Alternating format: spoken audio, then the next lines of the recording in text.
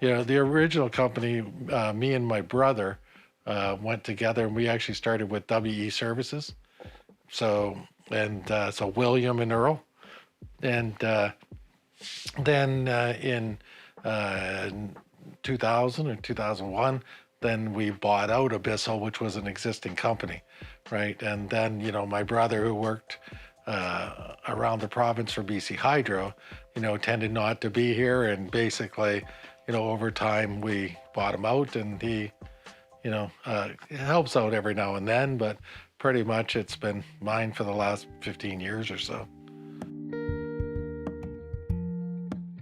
I probably have, I would imagine, somewhere around 1,500, 2,000 hours of underwater, time in over the last, 32 years. It can be sort of stated as an addiction. We did more and more of it. And there is people out there that definitely, and friends of mine that I know, that have way more underwater time than that. But, that still is a significant amount.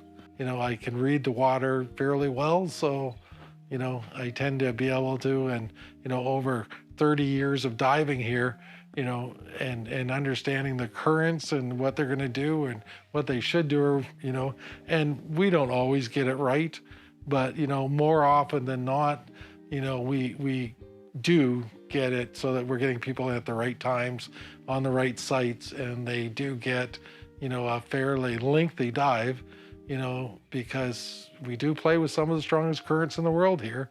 And so, if you're getting in at the wrong time, your dives are very short.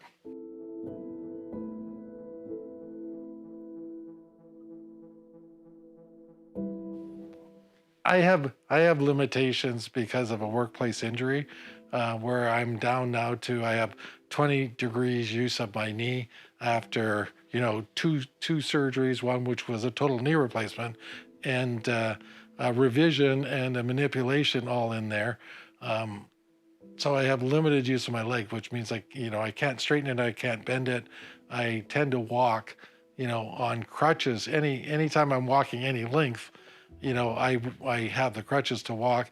One, because otherwise my other hip and my knee, which is taking the brunt now of not being able to walk the way I normally do, right, then start to hurt. So sometimes I need to stop and rest, and so I can continue on. I've adapted, so that I can run my boat, which I can do on my small boat easier than my large boat, because it's just simply one level in, where I can sit and run the boat, and I'm not, really expected to do a lot of lifting or moving or anything else like that. So, a lot of my clientele has been really great, and helping out in varying ways. Like when I put my floater suit on, I can't get down to, either get my boots on. If I'm wearing boots, I might need help pulling them up, and I can't put the floater suit over top of it and zip it up by myself because I can't get down there. So I've got clientele that I'll ask, and they'll help out, and they carry all the tanks in and out of the boathouse, because again, I can't walk and carry tanks. So, I put a little bit more into my clientele, and I very much appreciate that they do, help out. But other than that, the running of the boat, it's all right there. But things like wrenching my boats, I can't do. So now I'm paying, mechanics to do things like, change the oil, or, or change the leg oil, or do zincs or that, because I simply can't kneel down or do any of that sort of wrenching stuff. But, a certain amount of the stuff, like just the running of the boat, I can do. And I still, can see and read the water, and to be able to, know when to put people in, etc. But, I can't do as much as I used to do, but I can at least still do some of what I really enjoy doing.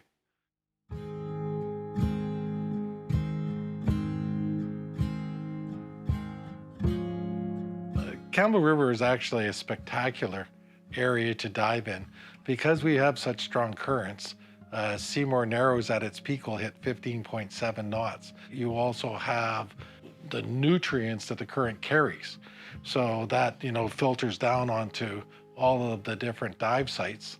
And so then we have spectacular life, onto the walls. And, a lot of our different dive sites actually have different ecosystems, even though they're in the same, if you want to say 2 kilometer stretch, the dive sites themselves are uniquely different. As in Steep Island is the only place that I know of that we've found so far where there's a giant wall of giant purple tube worms, right? Runs from, like 10 meters down to 30 meters, and it runs for probably 15 or 20 meters. So it's just great big square wall of purple tube worms. But you can see small bunches of them on other sites, but not to the extent of that, right? So that's why, we always say that, our walls are so covered with life that you couldn't actually put a finger out without harming something.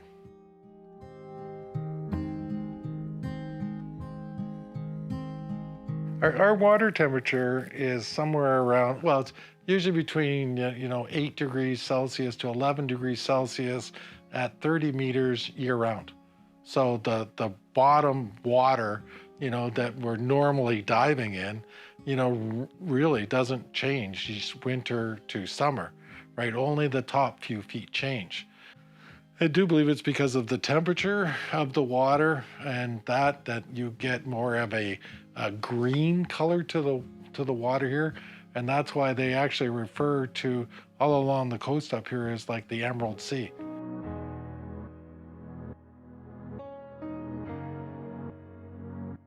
Like any other job you do, once you've done it for so many years, you tend to get better at it.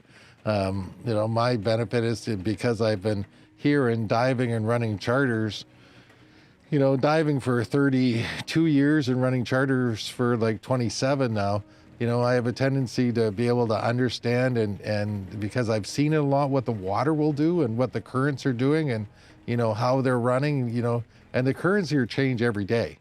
They're either going up or they're going down. So it also changes what goes on the dive site. I feel blessed that this is, one of the premier dive sites, in the world, for cold water diving.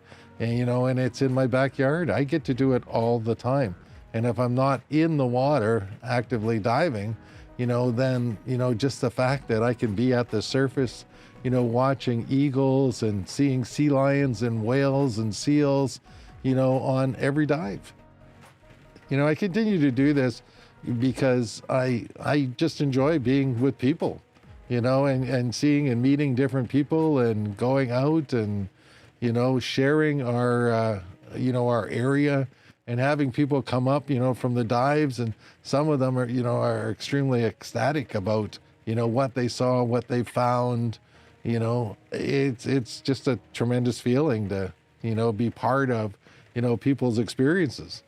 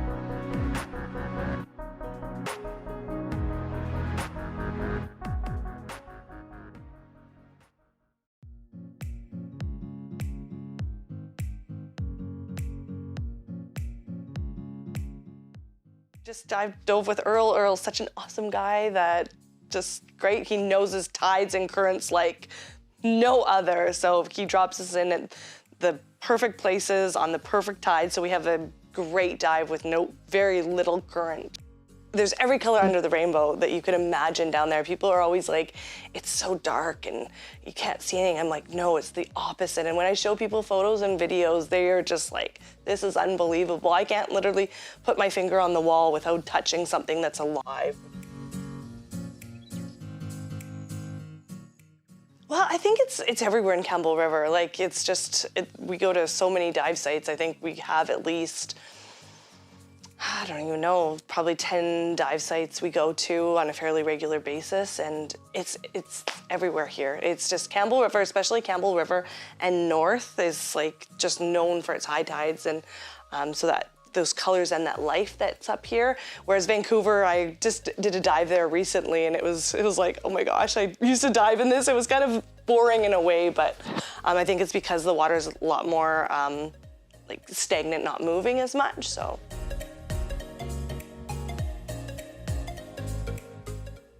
I just love the adventure of it. I love the social piece of it, being on the dive boats, talking about all the fun things that you found, having those shared experiences with people underwater where you can actually communicate is pretty interesting. So we have different signs that we use to communicate, but being able to share this experience and be really in the moment, I think, is really what diving's all about for me. You totally forget about everything in your life, but you're just focused on that octopus or that wolf eel or that nudibranch, and I think all your worries just go away and you just appreciate and love the ocean. So like, just makes you love it so much.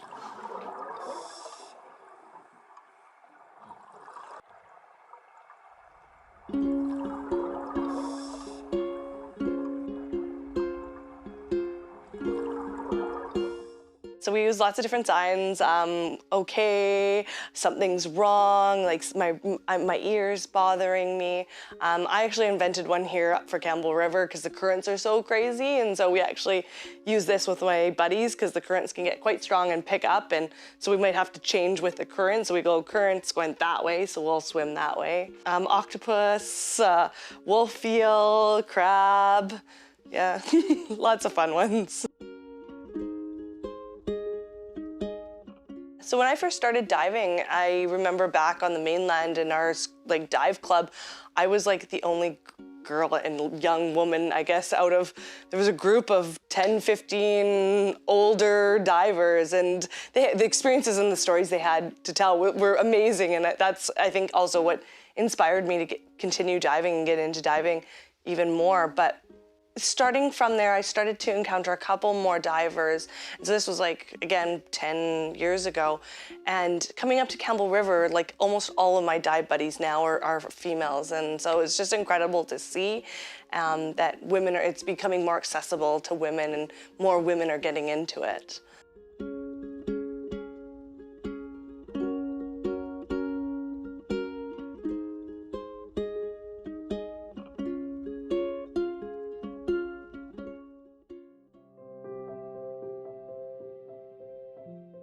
All of a sudden, within 3 minutes, this octopus, I had just, through the kelp, was sitting right there out in the open. Yeah, I was so excited. I call my dive buddies over. I'm like, look, do you see the octopus? And yeah, they all were right there and watching it, and it had climbed all over this person that had never seen an octopus before. It was all on his body, covering his regulator, on his mask. And so I was like, luckily I had my camera and was snapping a ton of photos and videos. So I'm like, this person is going to want to remember this experience. So it was just so incredible.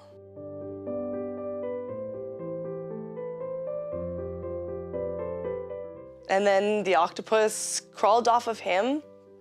And so I moved in to take some photos and videos, and then it just started coming towards me, and it climbed. I held my camera like this, and it just started crawling, putting its tentacles up on the camera, exploring the camera, and then it just continuous. It came right up and fully engulfed my camera system, spread, like it was spread out over it, and tentacles were reaching through and like up on my face and on my regulator. And it was just so, like, I have no words to describe how amazing it was.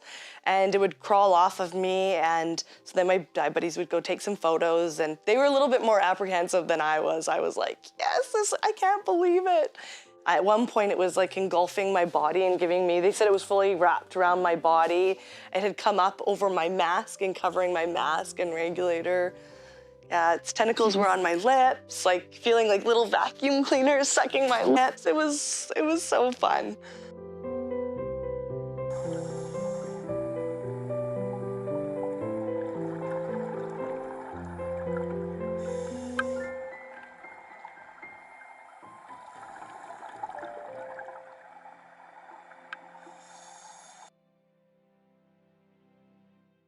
When I first posted it on Facebook, I was sharing it with just family and friends. I'm just an amateur photographer that doesn't have a social media account per se.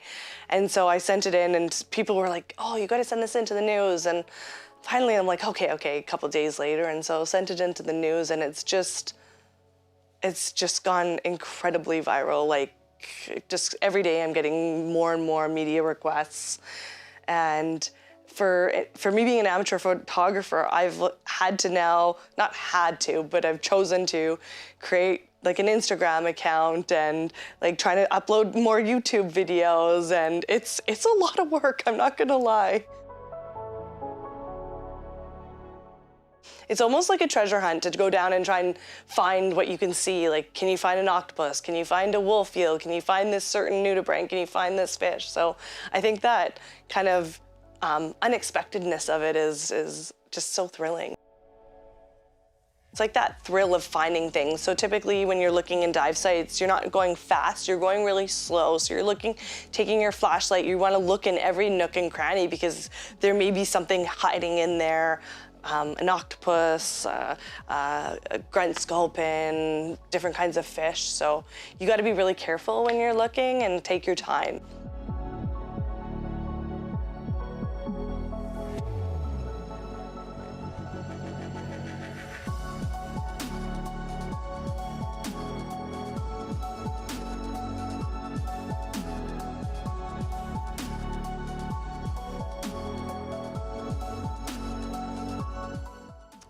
A site would be what you can cover in like approximately an hour. So there's different dive sites. So for example, we have Row and Be Damned. And so it's a certain location that Earl would drop you in at. And then you dive for your hour, and he tells you which way the currents are gonna go. And so then you follow that site until you run out of air. You do the dive site until your time is up, and then you come up to the surface. So it's how far you can cover. I'd say it's not very big as you would think. It's probably 200 feet, maybe, if I was guessing. It is a whole nother ecosystem, and that we have to protect it.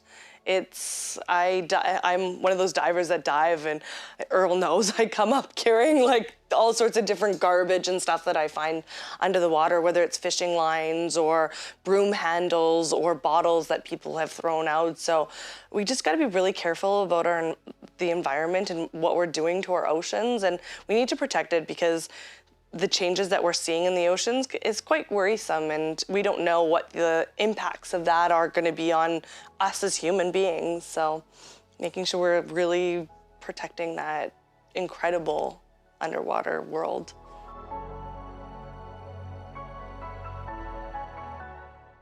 Being able to share it with people who haven't seen it before. So that's why I've been taking those photos and videos and sharing it with family and friends, and now maybe a little bit more into the world. It's been an interesting experience having like people I don't know sharing these photos with strangers. It's great though, because I think people have been really excited about sharing it. So yeah, I'm just gonna keep taking them, and keep taking them for myself, and if something comes of it, great, and if not, no worries.